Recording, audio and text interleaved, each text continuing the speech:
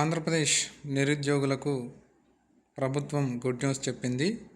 నిన్న మనకు న్యూస్లో 10,060 పోస్టులతో జాబ్ క్యాలెండర్ను అధికారికంగా విడుదల చేసింది. వీటిని మొత్తం 4 దశల్లో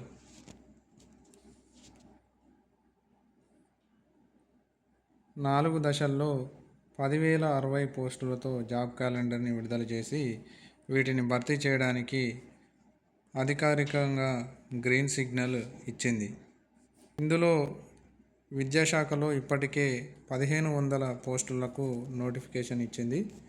తర్వాత మరో 3,231 పోస్టులను సెప్టెంబర్ 15న, 2,311 ఉద్యోగాలకు అక్టోబర్ 15, మరో 2,995 జాబ్స్కి అదే రోజున నోటిఫికేషన్ రానున్నట్టు నిన్న మనకు న్యూస్లో తెలపడం జరిగింది.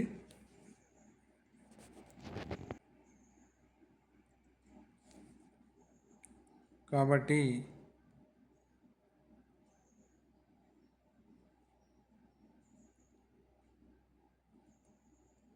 ఆంధ్రప్రదేశ్ నిరుద్యోగులు ఎవరైనా ఉంటే వెంటనే ఈ పోస్టులకు నోటిఫికేషన్ వచ్చే అవకాశం ఉంది. కాబట్టి ప్రిపరేషన్ అనేది స్టార్ట్ చేయండి.